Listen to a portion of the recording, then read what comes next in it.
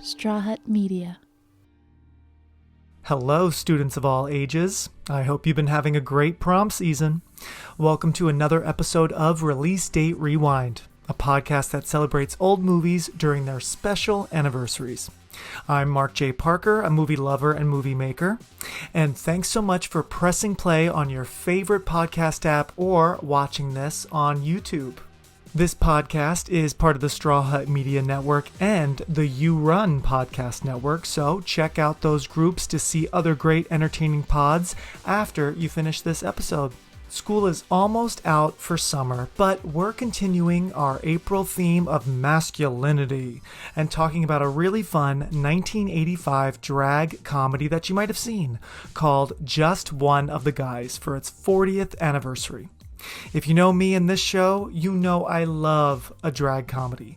The 80s gave us Tootsie, which I've talked about on this show, and then Victor Victoria, and then this loose update of Shakespeare's Twelfth Night, which had the original titles I Was a Teenage Boy and also Ladies Man. So grab your friends, wear your gender-bending 80s fashion, and if you'd like to watch or rewatch this movie before listening, it's currently streaming for free with ads on Tubi. All right, prom kings and queens, let's go undercover and put on our disguises because it's time to rewind.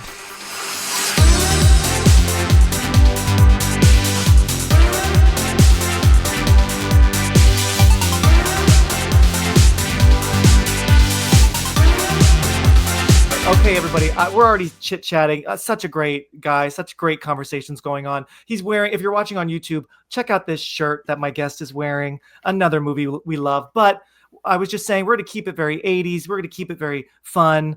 Maybe, who knows, maybe we'll reveal some titties like our star in this movie. God. Anyway, everybody, welcome back, Devin Lotfi to Release Date Rewind. Hi, Dev. How's it going? Great. How are you? I'm good. It's Thanks. Always so nice to chat with you and see you. How's life? I know. Good. Yeah. Things are going well. I did just put out a new episode of my podcast. Yes, you if did. Any of you ever ended up watching the comeback based off of my appearance on Release Date Rewind, I hope. Yes, I hope so. I hope you got some more listeners. But yes, tell us about your pod because you just had a very cool guest only a month ago, not even, right? A couple weeks less than ago. a month ago. Oh my gosh. Tell us. Well, yeah, Trishelle Canatella is the winner of the Traitors season 2 most recently, right. But she was on the Real World Vegas back in 2002. Oh yeah. And I knew her because the only reality I still watch besides the comeback is those Real World Road Rules challenge shows because they started doing the All Stars. Are they good? Yeah, they're so still fun. going. And it's nostalgic because you're watching these people you remember from 20 years ago, now 40 and 50, like still trying their best. So it kind of makes me feel young because they're older than me, but it's also like reminds me of like just, those mindless days just watching, MTV. And but it's funny, she started out of nowhere, she started following me and commenting and then she wanted to come on and it was really cool. And it made sense because I was like, this woman is a reality star. No wonder she loves this show about a reality star that she can probably truly relate to. And none of us, have been in that boat. So and over the summer, Lisa was talking to Newsweek and said that she listens to the podcast and that it's really great. And that was just like, I died for it. Oh my God, Devin, I died for you. That is, can you get her on the pod? Like, have you tried? We've talked. She said she wanted to wait till Michael Patrick King was also available. Ooh. And it's just like nonstop that. And now the trailer came out and I realized that's going to be premiering close to the anniversary of the comeback because I was hoping to do something around June. I know the big 20th anniversary of the comeback. But I'm like, because I had a little meeting with someone about it and clearly Mike was going to be busy with press around that time. So, the anniversary is still the whole year. We don't have to lock it. Yeah.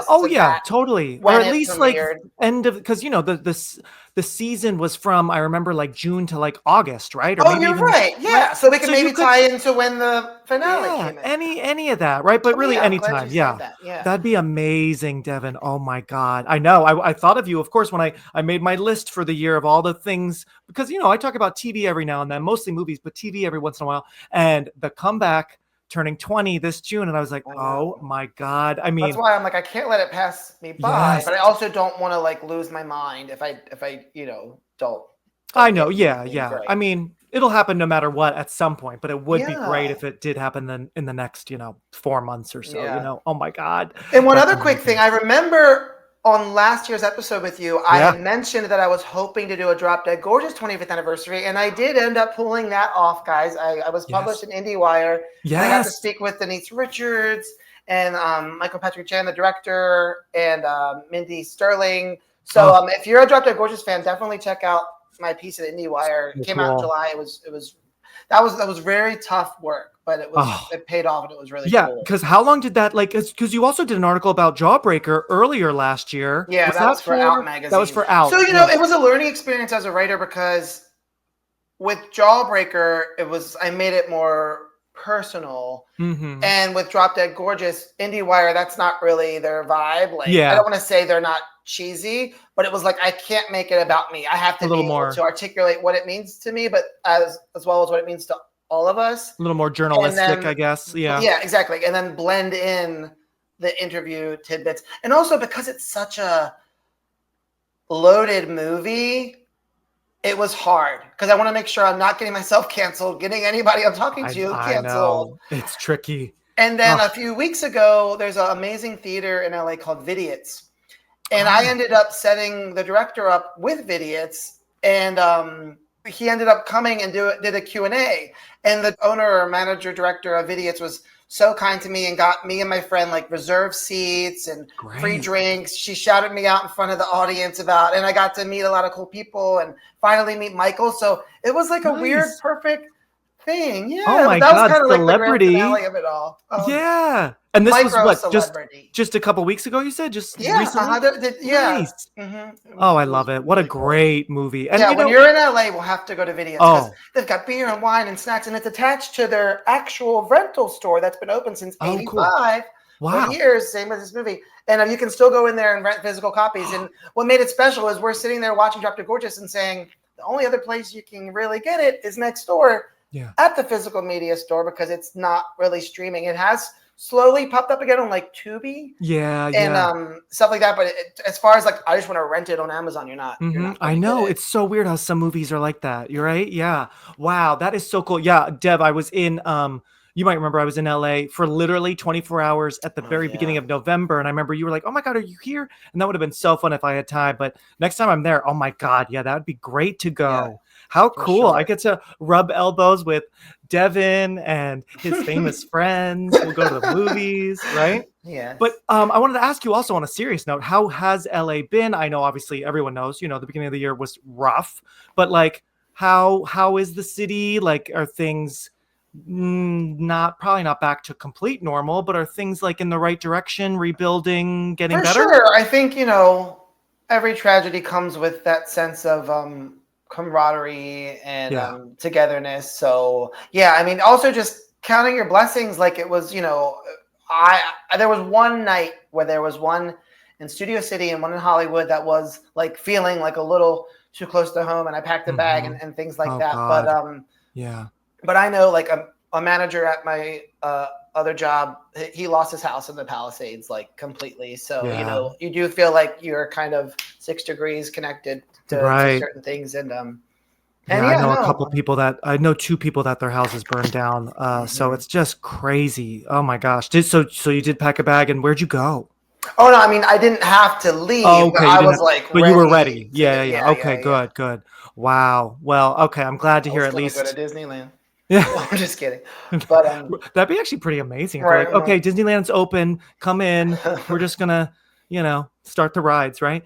Get safe. Go inside. Wow. Well, I'm glad all that's all right. And it just makes it definitely grounds you a bit and makes you kind of blessings and absolutely. So. Yeah. Oh my gosh. Well, good. I'm glad things are going well. I also saw your story. I know you are also a screenwriter as well. So yes, I think last time I talked to you, I had finished that pilot that I told you about, which is I'm still trying with that. But no, the feature I'm not done. It's just it's something I've been wanting to do for a while, and I haven't finished a feature in quite a few years. And And Okay. yeah, no, I mean, it's not like I need to keep it secret, but yeah, I'll definitely tell you about it. Yeah. No, it's exciting. I saw that. I was like, ooh, yay. I mean, I think, yeah, again, if any writers are listening, when you get that magic moment where you're like, okay, I know where I'm going, and I know, like, when you know you can finish it. But I was in UCLA, and my teacher, she was great, but again, a learning experience because she had like a producer mentality. And like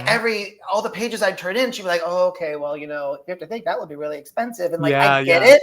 Because as a writer, you do have to think that way. But it's like, I felt like creatively, you got to just let yourself finish it.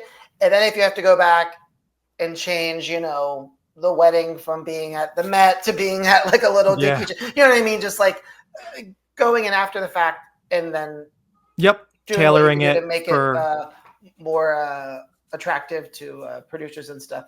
But, absolutely. That's smart. That's great. Wow. Well, very exciting. I love to hear it because features are tough. It's funny. Like that's how I kind of started writing.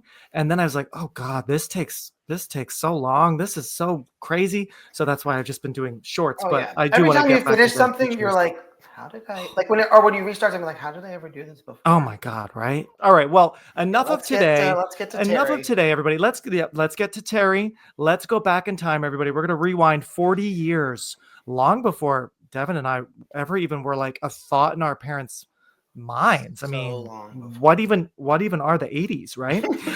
So we are going back, everybody, to April 26th, 1985. I'm so excited to chat with Devin about this movie because if you remember, like we were saying, Devin was on last year and we talked about Election. Yeah, we're going back to the 80s. But we talked about 16 Candles and how it's beloved, it's great, but it's also a little problematic. And this movie is also like it. I think personally, I think it was less problematic than I thought it would be. Yes, I agree. I actually found some scenes like very graceful. Yes, I actually thought it was kind of thoughtful. Some of the jokes, even though they might make your head turn now, they're still kind of playful and thoughtful in a way. You can tell there was care, and maybe that's because we had a female director with this one. I don't know, right?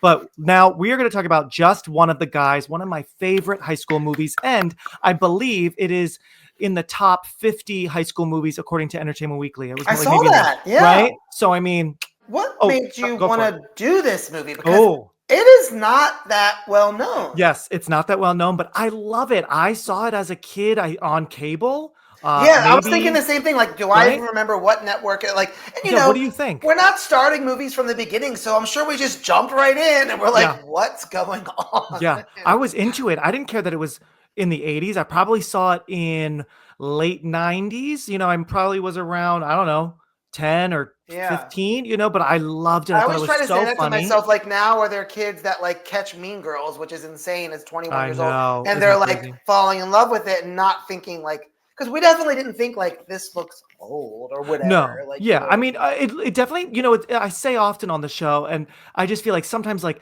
80s movies, depending on the budget or the quality, the camera, like some of them do look really old, but this I feel like looks pretty good. I watched it on TV. I think that's something I didn't notice as a kid. Like it's clearly low budget. Like I think they didn't have a lot, and you don't need a lot for a movie like this. It's fine. I would have liked a better soundtrack.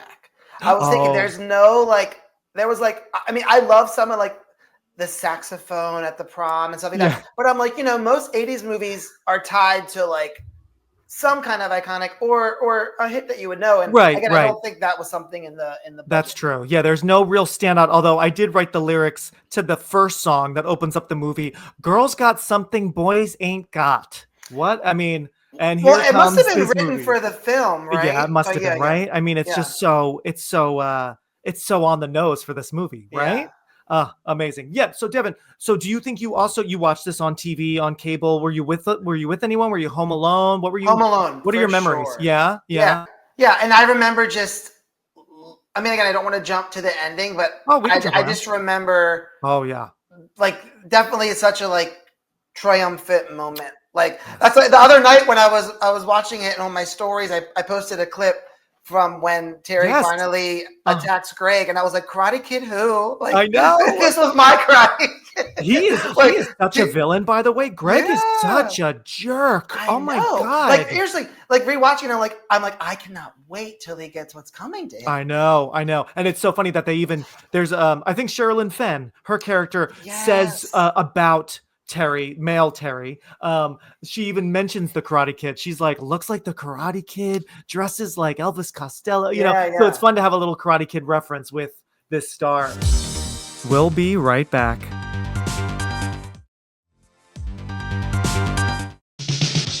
Terry's a girl who wanted to be taken seriously.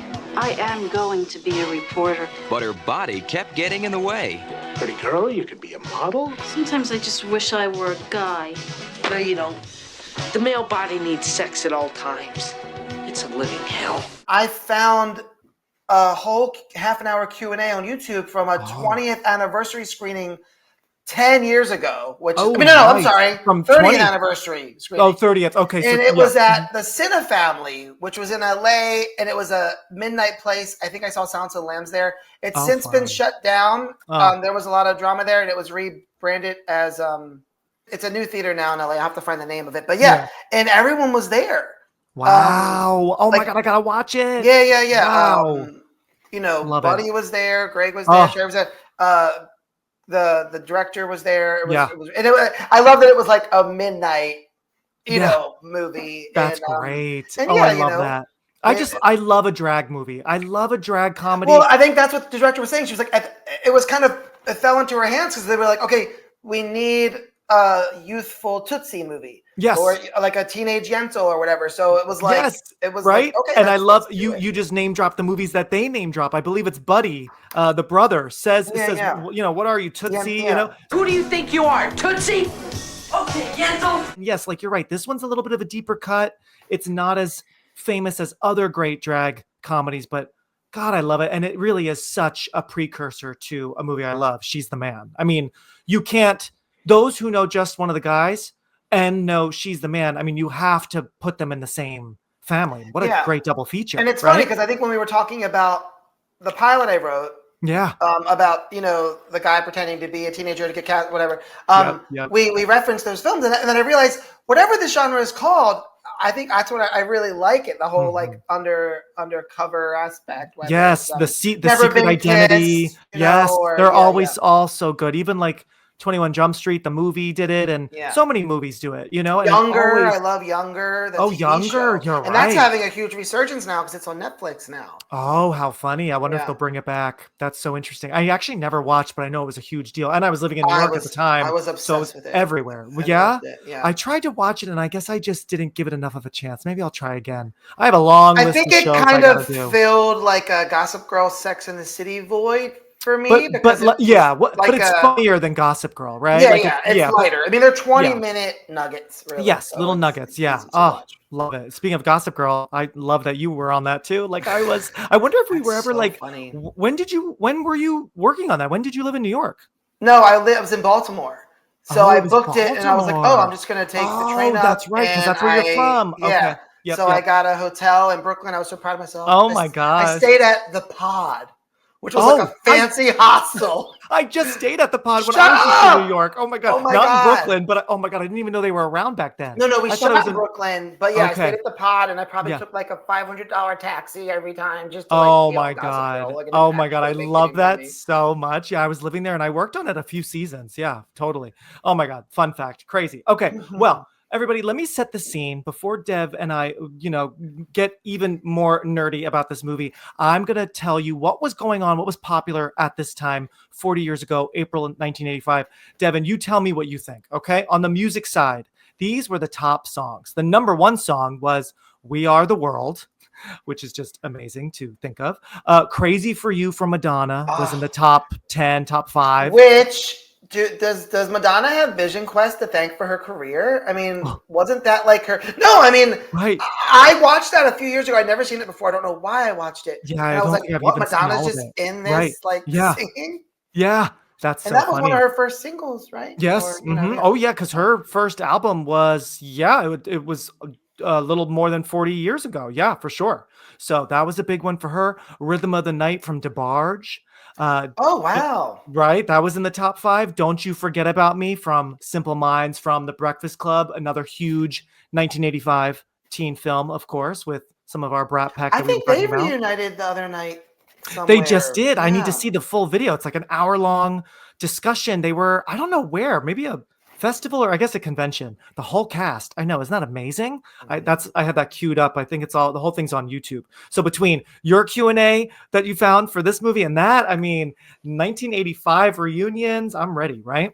And then another song I love that was in the top 10, One Night in Bangkok from Murray Oh, Head. God. What a I fun love that song. Yeah, I think I don't want to say it was the first time I heard it, but I rediscovered it on Scream Queen season 2. Oh, They okay. used it for the opening of season 2 in a How flashback funny. scene. Wow, Yeah, good yeah. memory. Wow. I forget how Well, I only discovered it, yeah, maybe around that same time, maybe 10 or so years ago. I don't know how I did, but wow. Yeah, what a great wild song. So it's funny to just kind of piece all these puzzle pieces together, like, okay, that was happening at that time. And on the movie side, other popular movies besides this one, this opened at number 2. This was actually, not like the biggest hit, but I mean, it was number 2 for 2 weeks in a row. So I mean, people were going to see just one of the guys. So, 11 million I think it Right. pocketed, which even now is good for like Oh a my little God. movie. Yeah, It's now so it's weird like, when we look at the numbers I know, comparison. right? Wait, But what was number 1? number 1 was a Burt Reynolds and Candice Bergen movie called Stick. I don't really know much about it, but So yeah. I'm sorry, the director's name is Lisa, right? Yeah, Lisa Gottlieb, I believe. So Yeah. she said something when I watched the Q&A that I didn't check out. She said it opened with Perfect, the John Travolta, Jamie Lee Curtis movie. I didn't But see that on when the I looked at the list. numbers, they weren't out at the same time. Yeah. But I think what she was saying is whatever distribution company or whatever, Yeah. they chose to push Perfect. And I think she was weirdly happy and relishing in the fact that Perfect ended up bombing. And just one of the guys still kind of held its own and obviously had a life after. How funny. Perfect is weirdly iconic just because of that like I know. comical Yes, exercise scene. that whole thing, which that's But the I only think part I've she was ever like- seen in that movie. Yeah, I've and she never said seen they the gave thing. it nothing. There was no marketing from just Wow. one of the guys. So, again, Wow. yeah. Well, impressive then that it did as well as it did. Right. That it didn't open at like 10, it opened at 2, right? Yeah. But yeah, Stick was number 1. That was a Burt Reynolds. I mean, he looks like he's a cop, so maybe it's like a thriller. I don't know. Other popular movies: Police Academy 2, Mask with Cher, which I still need to see. I still have never seen it. And young Laura Dern and Eric Stoltz, right? Lady Hawk with Michelle Pfeiffer, and Desperately Seeking Susan, going back to Madonna, right? Those were all in the top 10 movies or so. So it made me realize that I don't have many favorite films from 85. Like, I mean, maybe besides Breakfast Club, which I discussed last episode, I don't love as much as I used to. Yeah. But have you ever seen Laura Dern Smooth Talk? I've heard of Smooth Talk. And I don't think I've came ever out seen it. 85? later this year with Treat Williams. She recently passed away. Yes. Oh, Mark, it is one of my favorite movies. It's actually in my Letterboxd top 4 right now. I'm letting it have a space there. No, what's the genre? Romance, comedy? It people say it has arguably the best tonal shift of all time. Like, she plays like a 15-year-old. It's based off of a Joyce Carol Oates short story called Where Are You Going? Where Have You Been? Ooh, okay. And it's funny. Like, I'm actually inspired to write something about it because this movie has lived in me for so long. It is sorry to go on a tangent, but I think I love it. You all need to watch it. So Laura Dern plays this 15-year-old who is just starting to come into her own and blossom and kind of sneak to bars with her friends and hang out at the mall and giving into a little bit of her promiscuous side. And Treat Williams plays this older man who's kind of like semi-stalking her throughout the film. But again, the first hour or so just feels fluffy. And then at the midpoint of the film, when her parents and her sister are away and leave her at home, he shows up, and that's all I'll say. It is absolutely relentless, terrifying, gut-wrenching. Oh shit! Insane. Wow. Like, I mean, it becomes like, I will say, it becomes like a horror movie too. It's a very hard movie to oh my god, writing this lock down. But Okay. I got the Criterion of that too, and it's incredible. But yeah, definitely, please watch Smooth Talk. Oh my god, Smooth Talk. Not enough people have seen it, but I just got so like giddy and excited. I just added it to my very long movies and TV to watch. If only because, like I said, like for some reason, 85, 84s. I got Gremlins and everything, and Well, 85 does have the Goonies. Do you like the Goonies? Yeah. I mean, I do. I appreciate the Goonies. I'm not. Yeah, maybe it's a little, So Breakfast Club, the Goonies, Return to Oz. Which, that's scary. That's a good scary one. Yes. I know. Yeah, because those are movies I'll probably talk about. But yeah, guys, if you're movie fans, props, artwork, posters, everything, Prop Store is amazing. We just recently had an auction. We've had a Twilight auction, Star Trek auctions. Wow. So cool. Yeah. Twilight. Oh my gosh, that's so funny. I just saw that Twilight is now. I saw and maybe it's going all over, but because I know Labyrinth is going all over with like a live orchestra, screening. But yeah, I went. Oh, you went? That's right. How was it? Was it awesome? Yeah, it was awesome. Oh, yeah, one of the best. So cool. That'll be next year. I think that's an 86 movie if I remember correctly, right?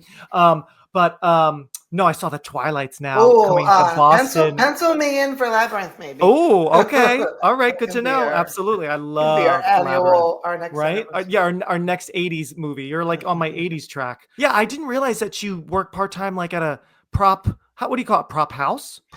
It's actually an auction house because I think it's called Prop Store. So people call like, "Can you make a spaceship?" But it's like we have after the fact things. Right. Yes. Like, absolutely. Things that have already been made or used for something. Right. Yeah. We had a Rick Baker auction once, so that's how I learned about Cursed having a total 180. And you had mentioned that a couple weeks ago. Yes. Oh, like we had stuff from Rick Baker that he made from that was earlier. Never used. And it was auctioned off. It was like weirdly worth money. Did you take pictures? Did you I don't know if I still have pictures. Oh my god! But of course, we had the Gremlins too. Everything. Oh, so I have a picture with the Gizmo. Oh my god! So to prove to the men in her life she had a mind, Terry decided to try life as a guy. How do I look? Dashing. My zipper's open. That was the dashing part. In your own words, for anyone who hasn't seen Just One of the Guys, which some people might be listening and they're like, I have no idea what that is. Tell us, what is like the log line? What's it about in your own, brief synopsis? What is this movie? When a young writer feels belittled by her teacher in her efforts to get an internship at the Sun Tribune for writing for the summer, she decides to go undercover as a man at a different school. So she has an opportunity to be took seriously as a writer. Absolutely. And hijinks ensues. And it also just made me think, God, don't we miss the time when like a pitch could be just so simple and like that was just, that's and it's made. I mean, that's why I wanted. I mean, I know I'm jumping ahead, but I loved how like we had no makeover scene, no thought process. It's just like, boop. No, you're so right. You're so right. She literally, it had been a long time since I've rewatched this. I've probably been maybe at least 20 years. I found it was on Pluto a few months back, and just by chance, like that's what I love about Pluto. It's kind of old school cable style. Yes. And oh my God, I definitely wherever it was at when I turned it on, I went to the end with it. Oh, nice. Okay, so you just rewatched at least like part of it, not that long ago. I have to say, not that it would have done anything for me as a young gay kid, but when you watched it on TV, you didn't know that iconic scene happened.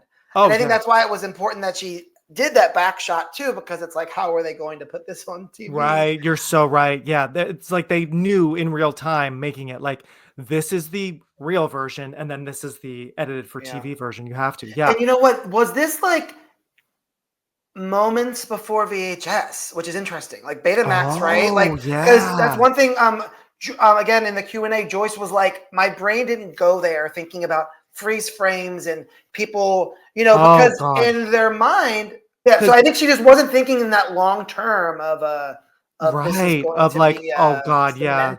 wow. I mean, it truly though. I mean, we'll go more into that later because they talked a lot about should they or shouldn't they do that, and it was really, really interesting. I can't imagine the movie without it. I mean, it is the moment, and it's not gratuitous. It's funny, and it's obviously so honest and so I mean it's amazing. But going back real quick to there's no makeover to the point where as I'm rewatching it I'm like, whoa, okay, we're already here. Like she was just isn't in that scene. Isn't that a director or a producer's dream? Like just get to the heart of the story. Oh my God, cut the bullshit. Especially there is a lot of build up in a way. Like it's slow at times. I did think it could have lost 10 minutes. Oh yeah, I thought it's the kind of same thing. long. It's an hour and 40, and I was surprised at that. I was like, an hour and 40. But to me, I feel like the beginning before the change, before she realizes like she has a plan, that all works. It's actually like a little later. Like it's fun with the whole Sandy, Oh my Sherilyn god, that Fenn outfit stuff. she's wearing, like the Oh leather, yeah, like yeah, yeah, oh my yeah. god. I mean, she's Right? hot. Oh yeah, Like, she's hot. She's totally hot. But like I do feel like later on we almost spend a little bit too much time with either like Sherilyn Fenn or Deborah. Like when there are some like girlfriends around, I kind of feel like, yeah, like yeah. there's some good stuff, but we could trim it, or maybe too much of the Karate Kid bully. What a fox. Dresses like Elvis Costello. Looks like the Karate Kid. I'm gonna get him. Another thing I saw was that the movie's resurgence slightly was to thank for Sherilyn's rise to fame from Twin Peaks. Makes Because sense. people were like, I want to see what everything she's done. And, she Yep. had a lot of fans. So I thought that was interesting. And it's funny because like this was definitely a few years before Twin Peaks, and I'm like, wait, I forgot she was in this. So I'm like, how do I know that face? Like I recognized her, but like I didn't. I'm like, I thought she was someone else at first. I was like, oh, that is her, So yeah, great cast. And it's funny to how go back to what you were saying about it taking too much time. When she first meets Rick, it definitely gives us little goosebumps, but like then it's like another 20 minutes or so until they encounter each other again. Yes. So yeah, They do take their time, which I didn't mind that. I thought that was pretty Yeah. cool. I think just maybe in the second half, like maybe even, I don't know, maybe not the third act, but I don't know. It drags a little bit when I'm like, okay, we could probably get to the big finale sooner, but either way. The finale, I will say, like makes up for anything that you would have been like a little bored with, if you will. And of course it ends at prom. I mean, like prom's the big climax. I mean, it's just like perfectly, it's a perfect teen movie in that way, where it's all leading to the big dance. But I mean, the actor who plays Buddy just in general, that character and that performance I don't want to say saves the film, but like he's so fucking funny. Buddy is so I think funny. on Letterboxd, one of the reviews was like best little brother ever. Oh my god. Although, I know we're jumping around, but although I did write my notes, god damn it, Buddy, because Buddy's the one that brings Kevin, her boyfriend, who's such a douche, to prom. Like, so he's like backing her up. He's supporting her, even though he's always making fun of her and always saying some not so kosher things, right? But then for no real reason, he's like, "Ooh, okay, I'll take you to where she is, and like this is gonna be something to see." It's like, wait, why are you doing that to your sister? This is gonna ruin everything. You know what I mean? So, but we don't have a movie without it. I know, but also I just have to say that actor, I think his name is William Jacoby. So I have no idea why I remember Parker Lewis Can't Lose. Obviously, I had seen that before I actually discovered this film. Okay. So I don't know what, kind of like you with Sherilyn, like Parker Lewis, I think ran for only a couple seasons. I'm sure I was very young when I saw it on TV, but I recognized him, maybe had a crush on him. I still kind of have a crush on him. I mean, and I looked up his age in this movie. He is only 15, which I feel very creepy now. I mean, we were young. When we saw this, we were young, but wow, like he really is such a cutie and his little bod. And I'm just like, oh my God, William Jacoby. So he really is a great character. Yeah. Great character, great actor. What a sidekick. And Billy Jane. Billy Jane is his name. Yeah, now I guess he goes by Billy Jane. Okay. Before it was Billy Jacoby, I believe.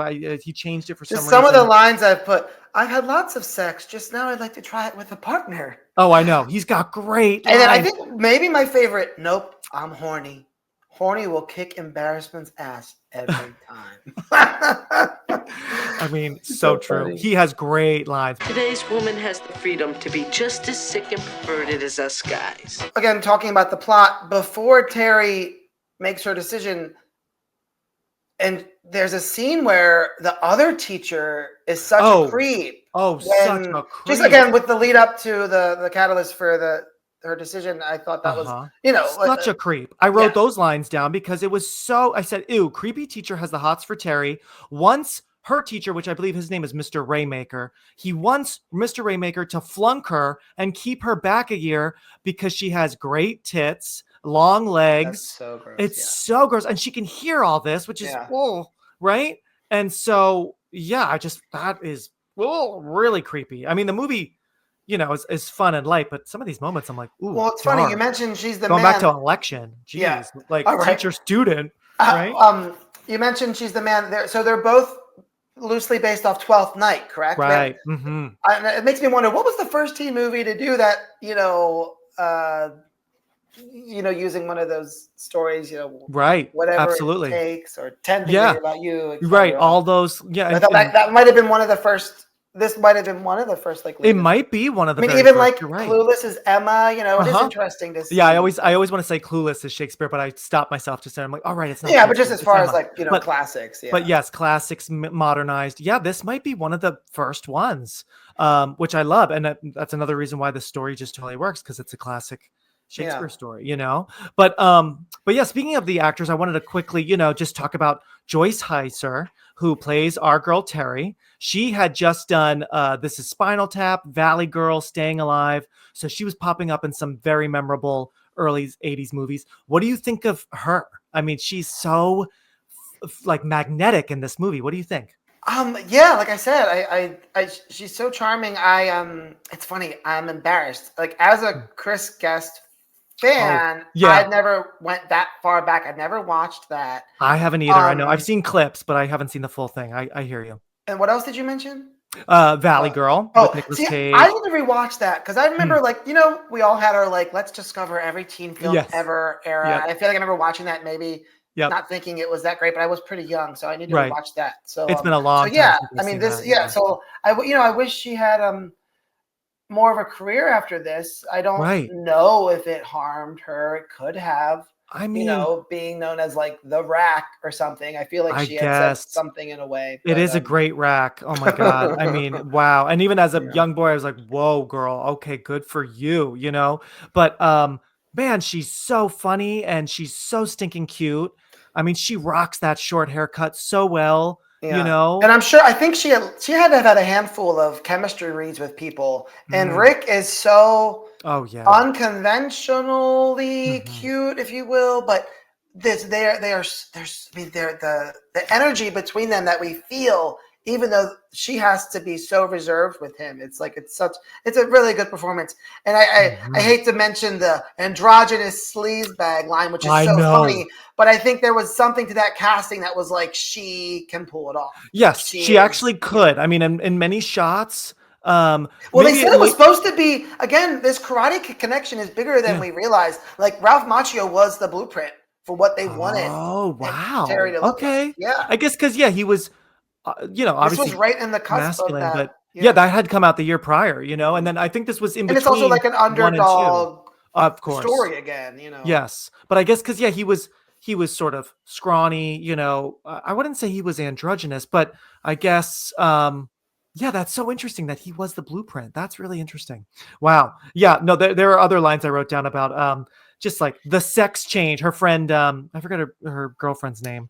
Denise, of course, who Buddy is obsessed with, right? Yeah. But like, it's just, I mean, it's funny. I mean, in a 2025 lens, it's kind of like, ooh, all right, chill, everyone. But again, I don't. But again, when they're mentioning these things, whether it's trans sex change, they're not really doing it with disdain. Right. It's like, we know this exists, like taking your testosterone pills or whatever. Like they joke like that. So again, that's something I found nice. It's something that they just knew was kind of a matter of fact thing that people do. Right. And they're making fun of her because it isn't really what she's going through, right? In regards to that, but I still don't think it was treated with like a, oh my God. Yeah. Yeah. And a lot of it comes from Buddy, which he's making fun of his sister because of course he would, when he's on the phone with their parents, like, oh, she's a transsexual now. Like, she can't come to the phone because the doctor says like something to do with her voice changing, it's just like, and again, that word was that word was, okay to use. Yeah, and then he says transvestite as well. So some words,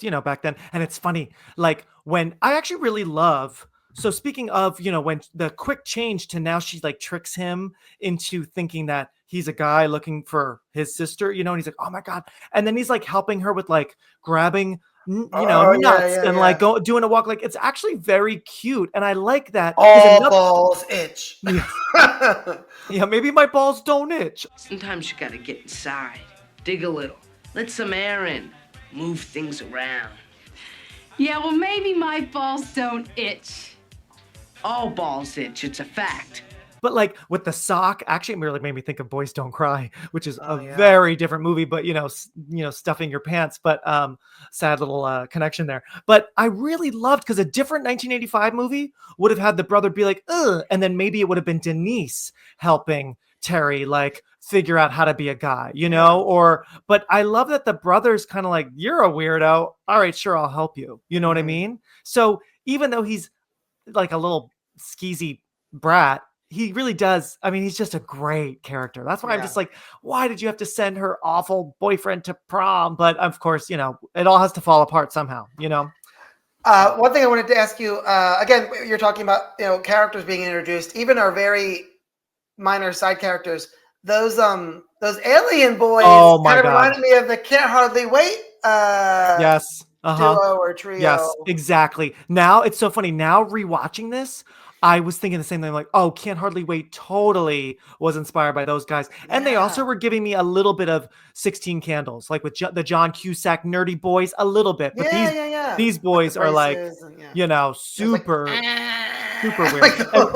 And they, it's funny. Some of the lines that are kind of the most cringe now are said by supporting characters, because even those guys, and I like them, they're funny how they say about their teacher. They're like, oh, she's so like neurotic or something, she's had too much coffee and not enough sex, it's like there's a lot of judgment, of course. That's the whole reason for the movie. There's a lot of judgment from men. That teacher wasn't playing with them. No. She told Terry, oh, you have to go to the bathroom 3 minutes, like time limit, and also how funny to have a hall pass for boys and one for girls. It's just like a pass is a pass, right? Oh God, I don't miss those days. Pretty soon after we cut to the basketball scene, and this was so triggering for me because were you ever in a shirts and skins situation? Luckily, no. Oh my God, so. I was, and I feel like I just got touched by an angel every time because I was like, for one, I'm insecure and I'm surrounded by like, when I look back, I'm like, that's really fucking weird.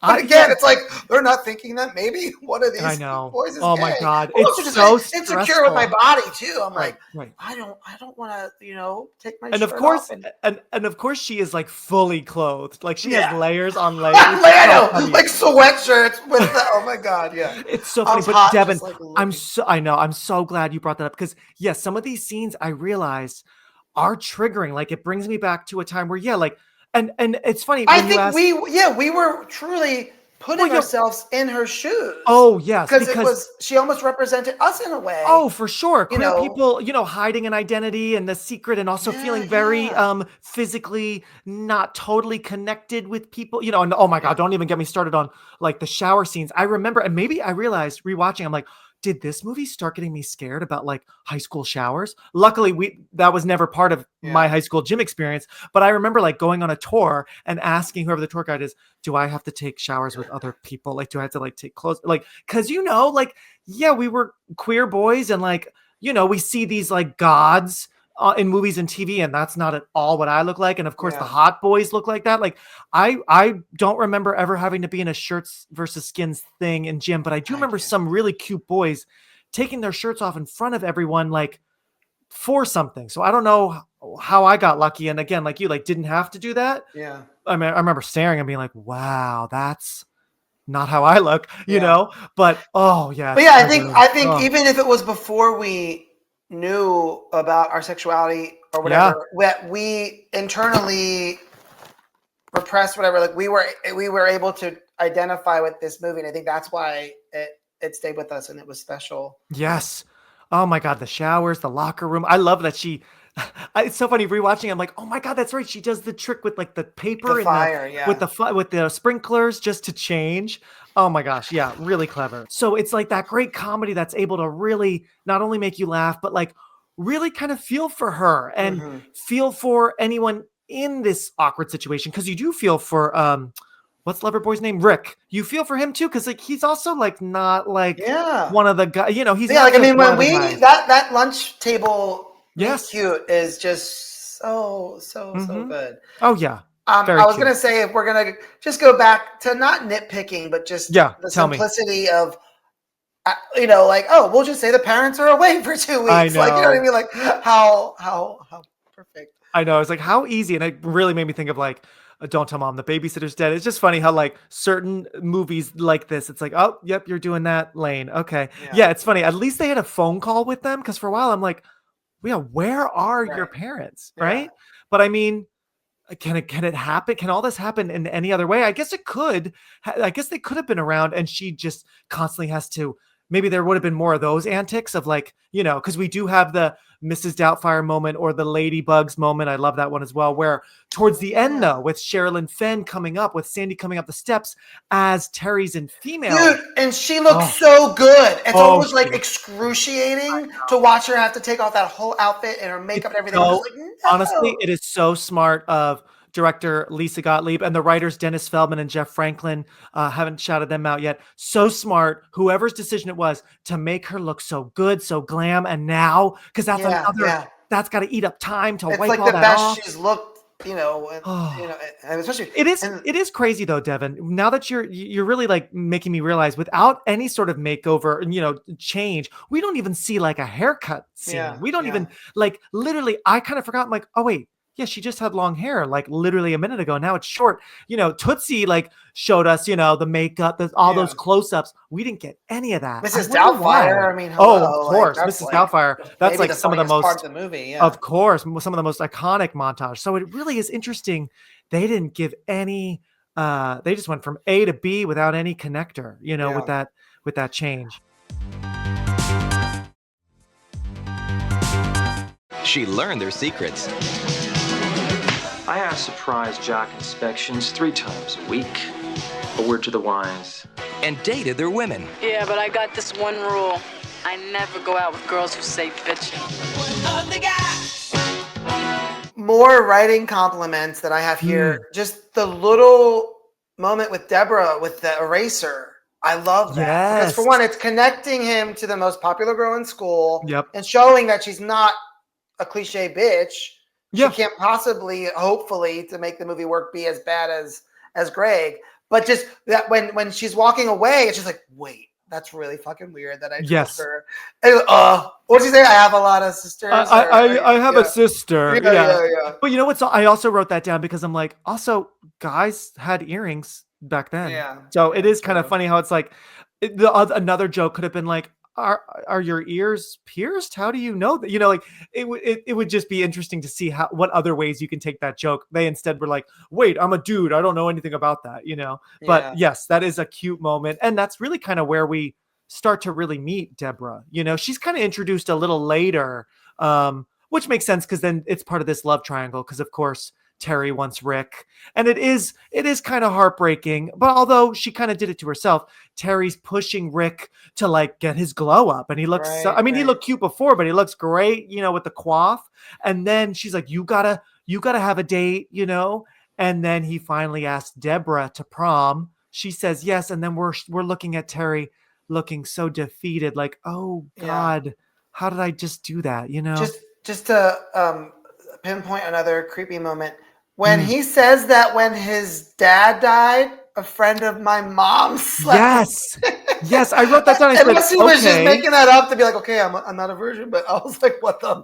No, the way the tone is, like how he says, like, he basically lost his virginity to his friends, to his mom's friend, I believe. So an older woman to make him feel better, and Terry's just like, oh, and then they just move on. It's not really like a funny moment. I mean, that's a strange, that to me is like, okay, one of the writers that was based on real life, like one of the writers really lost his virginity to his mom's friend or something, right? That detail's too random. That's a little strange, but but again, I know we went we do see that montage of him trying to like pick up these girls, and I'm like, these girls are stupid. Like he is such a catch. I would go out with him any day of the week. And he's also that's what makes it such perfect casting, because right. You don't. It's his personality and everything that. Oh yeah. Claren Rawner. Yeah, Clayton Rohner. And it's funny. Clayton. I recognize him from a bunch of other things, but I couldn't tell you like right now what he's done. Like right? Like he's That's just what's interesting about this movie. We have people we recognize, but no one ended up being like a huge star. Which is surprising, especially Buddy. I just feel like, whoa, you could have been I don't know, like an Adam Sandler type or something. But it is funny. A year later was April Fool's Day, which brings Clayton Rohner and Deborah back together again, which is fun. On the Q&A. Oh, did they? Yeah. So that's I've seen that, but only once, so not enough to remember. Oh, interesting. Clayton Rohner was in Ozark, but I don't remember.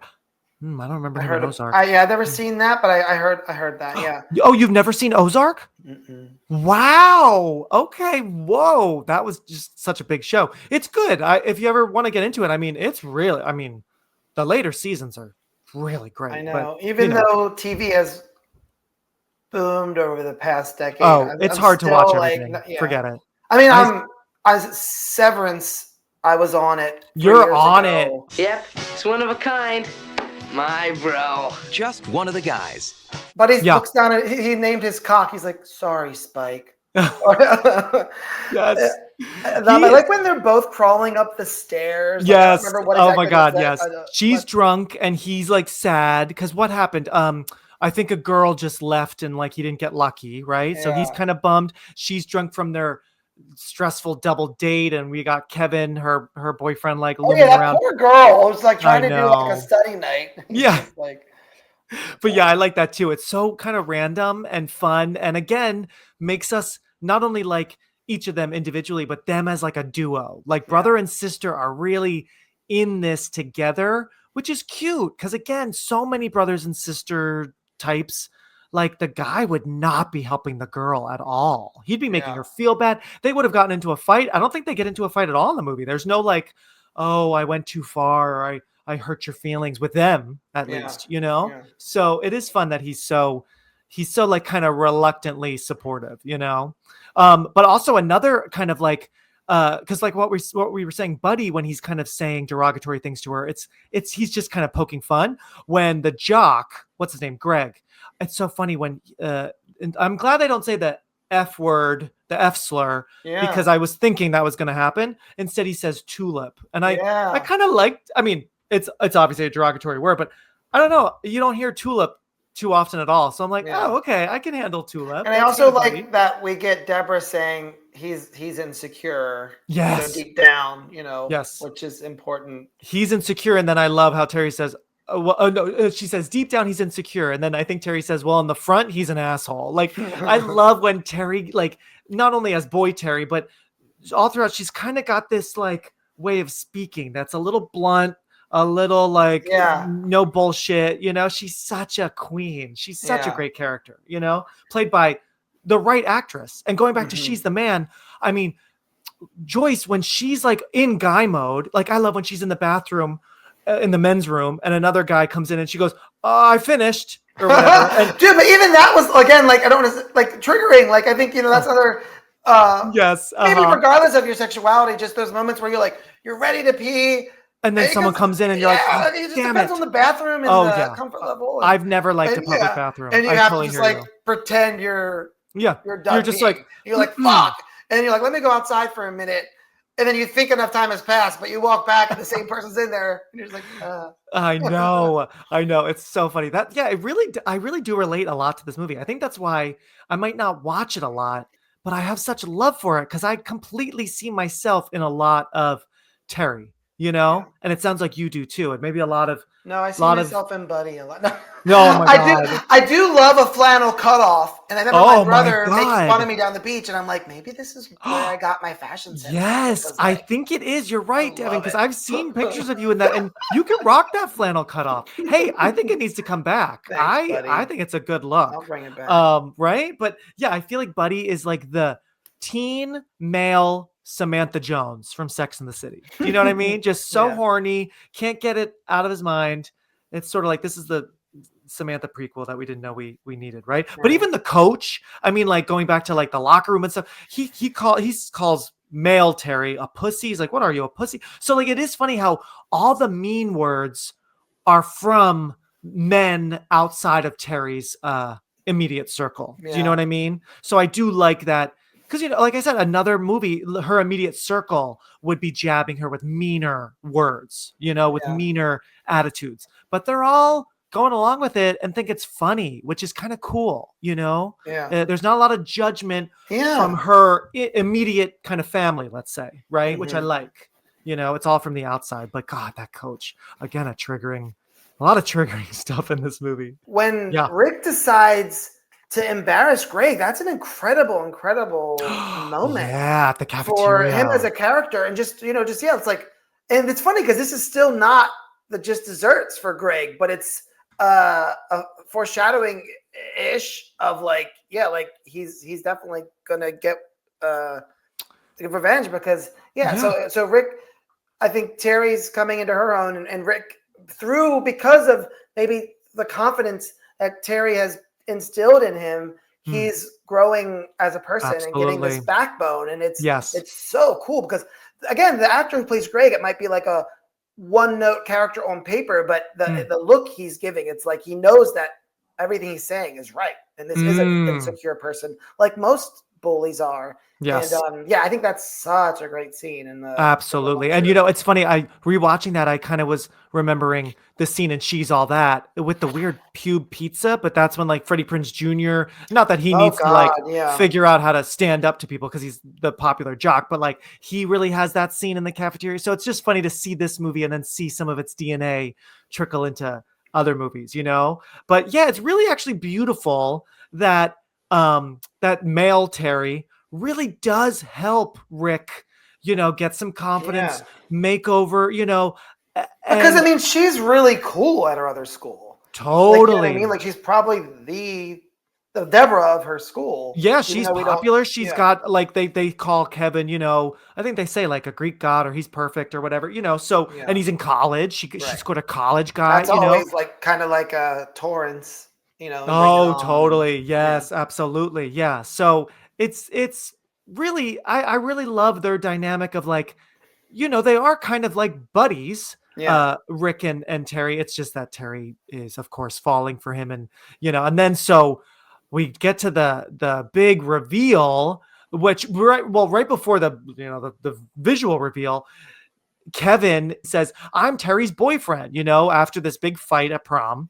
And here's Rick being like, oh, Terry's gay, which that was interesting too. Because now how wonderful that, again, we already knew that Rick is an amazing person, but just I understand. He's like, I understand. And he's like, no, I get it. You're gay. And she's like, no, I'm a girl, but then later when Terry does kiss Rick in front of everyone, which is embarrassing for Rick, because he knows the truth, but like not everyone does, and everyone's like, oh, and he says, it's all right, everyone, she's a girl, or no, she has tits or something, right? Like he does sort of need to qualify it. He needs to sort of explain like, no homo, she's so there's a little bit of that, which is understandable, but it's just funny because once he's upset. He's upset. He's been tricked. He's been lied to. I totally get it, right? But then it is funny to me how, even though it's sort of just been revealed that she is a girl, then she still goes back into the dude voice and like that great line, like,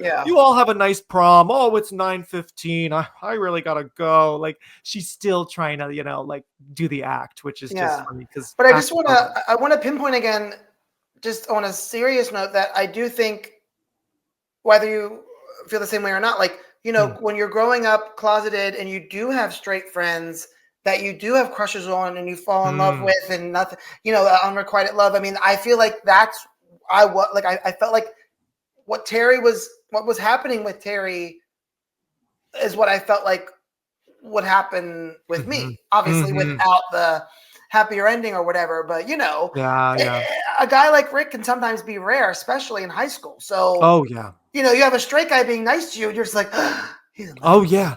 Uh-huh. You know what I mean? Isn't it so funny? Yeah, like it really is an allegory for queer people. And it's funny how queer people, like, I guess because we are scared of straight people because there are those straight bullies. So, any straight person is a little risky. So that, when there is that nice straight guy, who just so happens to also be cute or in perfect shape or whatever, it's like, no wonder we fall for them, because it's like, oh, you're not gonna hurt me or make fun of me, so and Joyce and Lisa, it's not past them that like this movie was very helpful to the community as a whole. Amazing. So I know that that's a good feeling for them. That's amazing. And I mean, also, hey, Joyce with her short haircut, she's kind of like a queer queen. I mean, she rocks that look very well, you know? Like, I know obviously she's playing straight, you know, cisgender, but like she kind of embodies this look that fits the community like so well, you know? Hi, babe. What would you do if the girl of your dreams decided to become Hey, how you doing? the boy next door? We'll talk more later. Hey, Rewinders. Thanks for supporting this pod, which is now part of the You Run podcast network. Check out other fun pods that are part of this community, like Movies for Days, hosted by Jeff Newman. The Movies for Days podcast takes a deep dive into beloved films, both old and new, from The Substance and Nosferatu to Lost Highway and Lethal Weapon, just to name a few. So look it up at yourunpodcast.com. Okay, now back to just one of the guys, and before I continue my celebratory chat with Devin, I have another friend and fellow podcaster who loves this great movie too. Here's Ralph from the Scream Society podcast with his thoughts. What is going on, girls, ghouls, gays, and theys? My name is Ralph, host of the Scream Society, the world's most chaotic, spooky, pop culture, and true crime variety podcast from hell. I was summoned to drop in and share my 2 cents on an iconic film, Just One of the Guys. This movie, to me, is peak 80s teen movie goodness. As a child of the 90s, I caught this one a lot on HBO, and gosh, HBO in the 90s just hits differently, doesn't it? And with an iconic plot about a girl who goes undercover as a guy to prove she's just as good a writer is always a storyline I'm down for. Gender-bending comedy, teen angst, and just the right amount of chaos and edge of your seat. Is she gonna get caught? Anxiety? This film is just so good. Now, some of the jokes and themes didn't age all that well. It is an 80s movie, but surprisingly, it does hit some real notes about sexism and gender norms that I appreciate. And let's not forget the unexpected crushes. I had it bad for Rick, total soft boy energy, but also Terry as a guy and as herself. 6-year-old me was sitting there like, wait, why am I into everyone in this movie? But that's honestly why I love this movie even more now as an adult. Yeah, it's cheesy. Yeah, some will say it's dated, but it brings back this wild mix of nostalgia and honestly low-key self-discovery, and I will forever be here for it.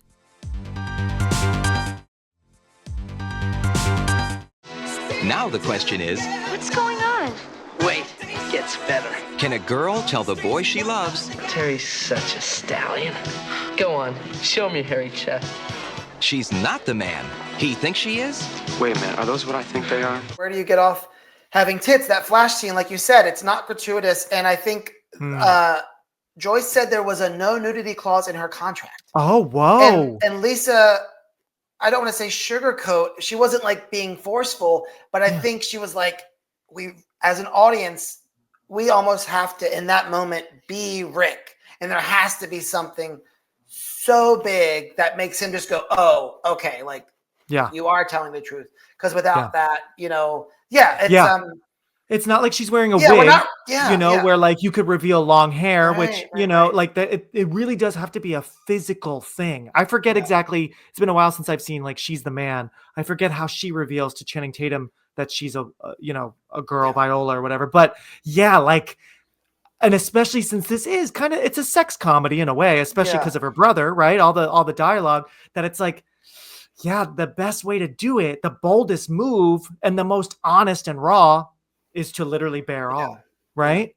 That's and I'm like, I mean, interesting. again, not to sound like a prude, but even at my age now, like there's still times when I'm watching shows or movies I'm like, you don't need this. In this moment. Like, I'm glad you think that too. Because sometimes I'm like, but it's really interesting that in this moment, I don't know, maybe it felt like beautiful. Like, I don't know. Like, because it's not sexy in any way. And it's not supposed to be. It's funny because on our last episode, we talked about how 1984 was the catalyst for the R rating. The ratings. Yeah. And Lisa said that showing the boobs got her a PG-13. And I think we had said it's interesting whether that, like, I don't know, let's do a deep dive onto what PG-13 movies besides Titanic. Titanic's a good reference point because it's like if it's not a sexual in nature scene, maybe showing a woman's breast is PG-13 approved by the MPAA because it's done tastefully or just not in a simulated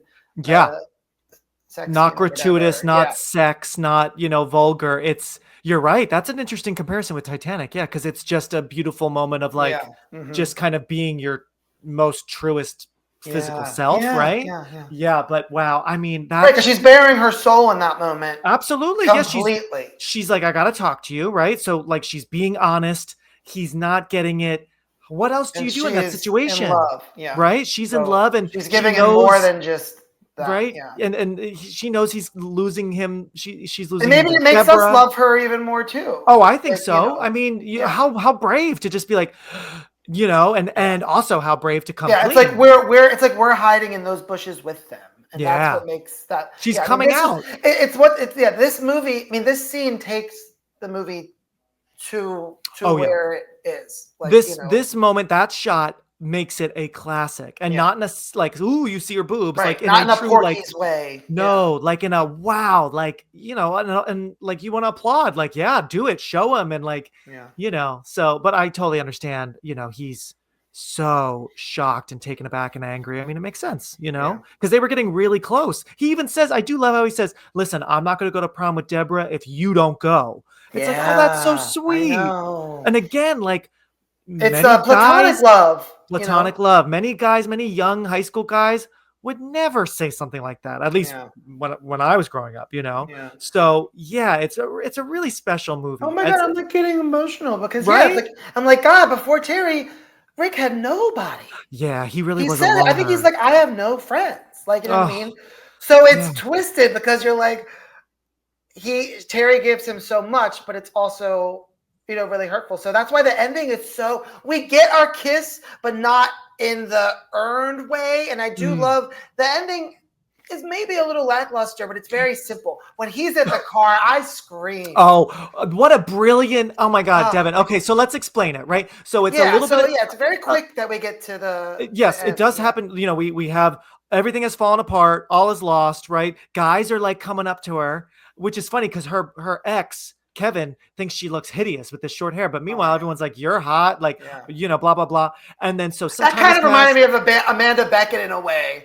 Like even a nice guy turns into a creep. Right. I've been single for 15 minutes. My God! Oh God, I love Can't Hardly Wait so much. Yes, you're right.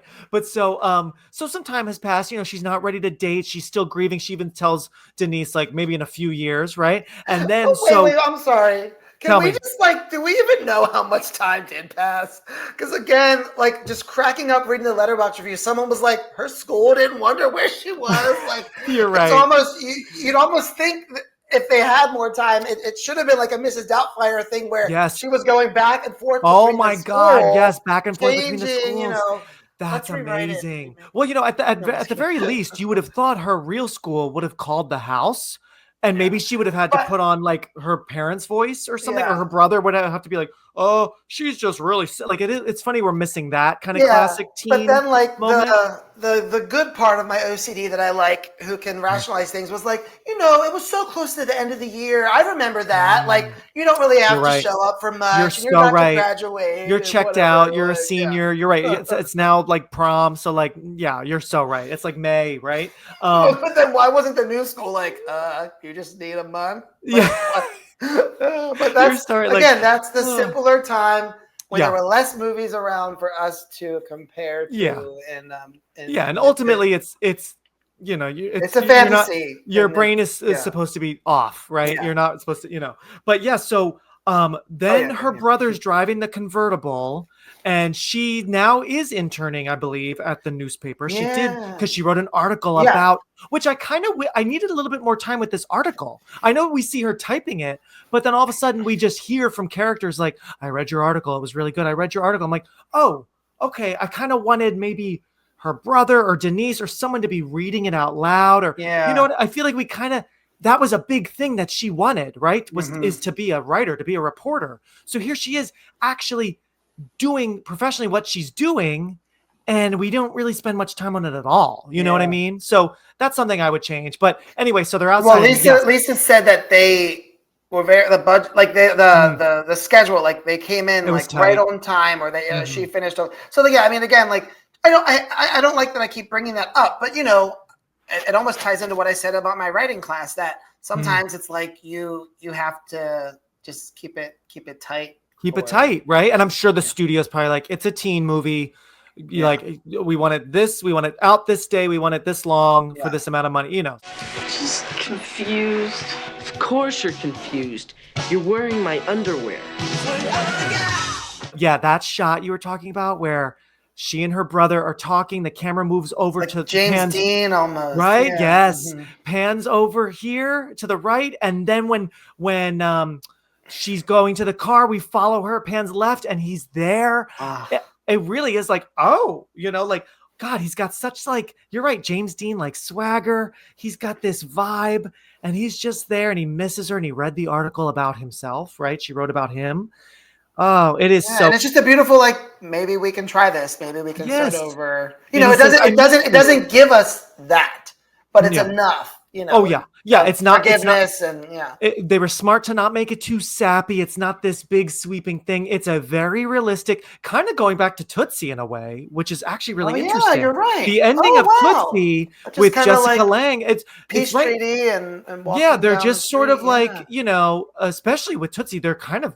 Yeah, we don't even know really. Like, it's not like they're holding hands. Here, they're a little, you know, they're more together, but very similar in that it's like, well, let's try it. Let's kind of start over high and let's kind of ride off or walk off. And yeah, you know, it's cute. I really love this movie. I love that you love it too. Cause I remember you were like, oh my God, just one of the guys. I was like, hey, no, it was all, yeah.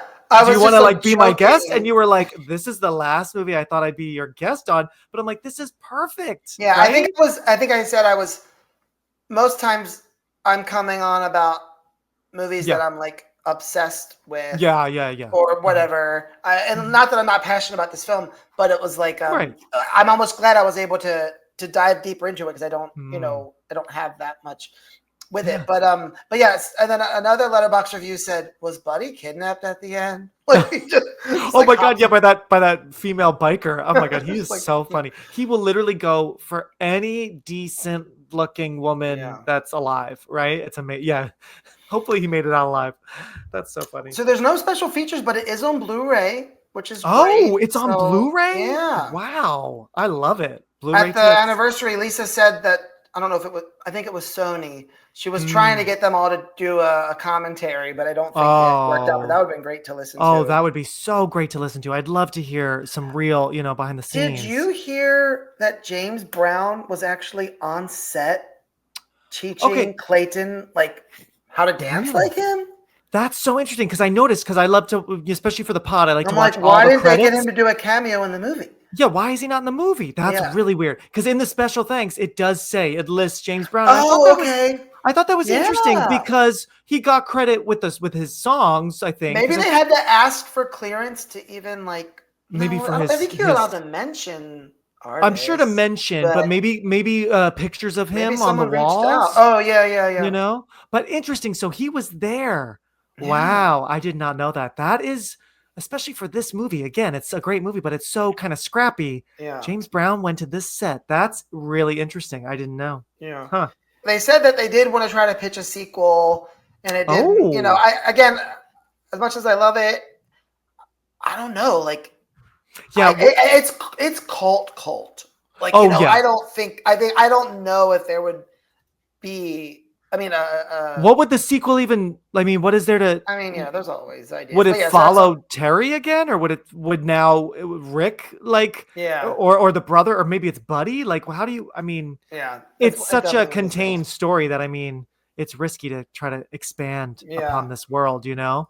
And I have a quote here. I don't know if it was Lisa or what, but whatever it is, I must have liked it. It says, the film actually operates on so many different levels and deals with so many teenage issues, from homophobia to the pressure that is put on kids to conform to a certain ideal, that it always surprised me that at the time of its release, it was not really judged for the sum of all its parts. And I think that's what, again, don't like to get too serious, but we look at where we are now in the state of the world.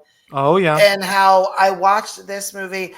We didn't even mention it. Victoria from fucking 82, which is another movie like this. This was a big thing in this bump of years. Yes. Victoria, it's like, oh my God, who's the actor in that movie? Julie Andrews? No, but then the man. Oh God, who is it? Hold on. I know it. It's, but the way, I mean James that's Garner?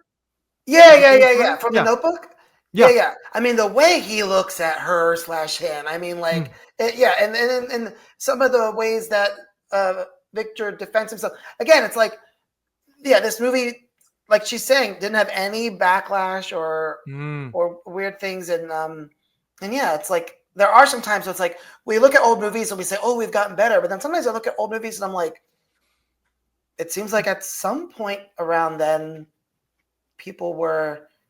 There were. I mean, there's always going to be people that are, I know, accepting and. I want, because it seems like a lot of young men nowadays are like getting really twisted, like teen men, young adult men like. I feel like this needs to be like required viewing. You know what I mean? Like we need boys to like see this, because there's even some good lines, like what we were saying earlier, she needs to do this in order to be taken seriously by men, because she's pretty, she's cute. She should just be a model. Like you don't need to do more. You shouldn't do more. Right. And I feel like some of that's creeping back into conversations now because of where we are, which is the next time I'm in Maryland, I'll go to DC. I'll barge into the White House. I'll have a press conference. And I'll say, and just show your tits. And if we all just watch just one of the guys, the 1985 hit, yes, right, starring Joyce Hyser, I think the world would be a better place. I agree. I think you totally should. I'm right there with you. You got balls now. Use them. Say, baby, what's happening? I'm a lean, mean sex machine, and that be the way it is. Say, baby, what's happening? I'm a lean, mean sex machine, and that be the way it is. The original title, apparently, you probably saw this too. The working title was "I Was a Teenage Boy," which to me, which is fun. Yeah. It makes sense, but to me, that almost feels like an even smaller movie. You know what I mean? I Was a Teenage Boy. I love this title. Maybe also because I think the poster is so great with just one of the guys in the locker room with the balls, or what is it? The helmets? I think it's helmets, right? I think that's the poster. Yeah. It's just so cute, and the title and the image just go so perfectly together. So there's a movie from 1986 called I Was a Teenage Boy. Oh. Also called Something Special. Also called Willy Millie. Willy Millie. My friend got me the movie poster. I don't know where he was, at some kind of flea market or something. And that's really... It had a 1987 limited theatrical release and the VHS. I never seen it, but that's really weird. So someone must have ended up. Maybe someone had already took that title. Oh, maybe. Or but that's interesting. I'm looking. When you said that, I have a movie poster that says "I Was a Teenage Boy," but it's how funny! It's for this movie that I don't think has ever been anywhere but VHS. I don't.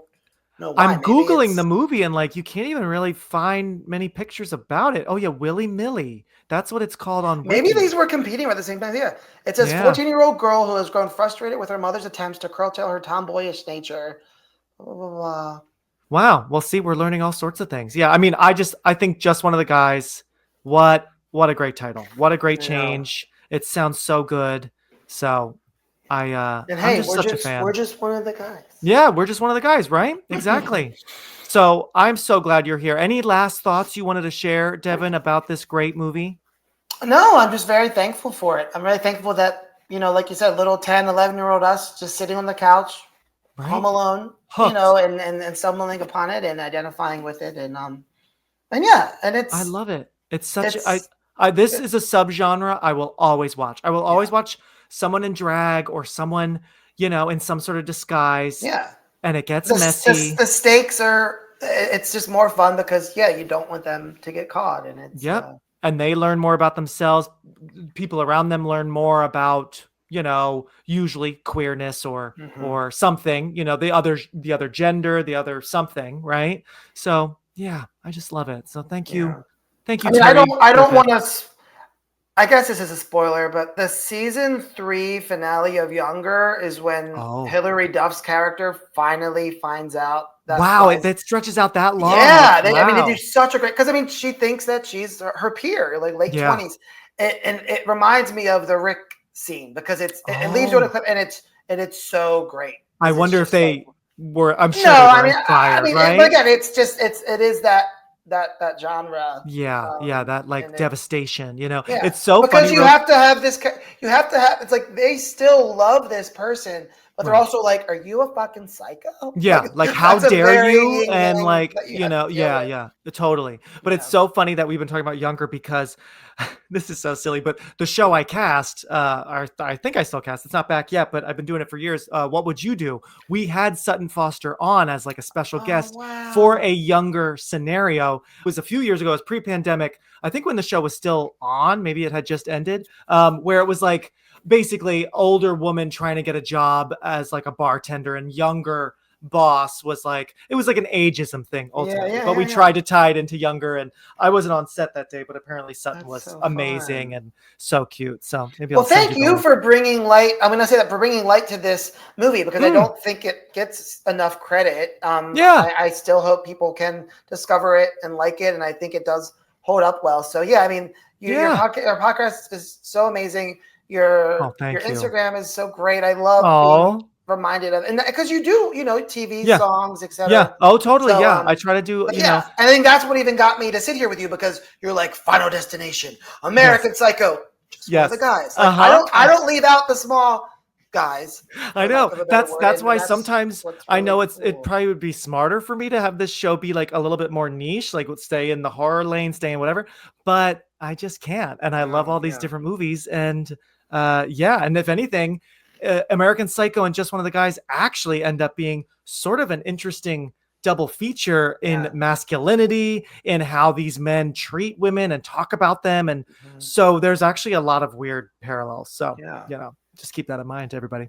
But thank you, Devin. This was so much fun. I love, going down to the 80s with you. So you'll have to be back. I mean, we can discuss, but a Labyrinth would be a real cool one. Oh. And that's the story of how Terry Griffith went where no girl has gone before.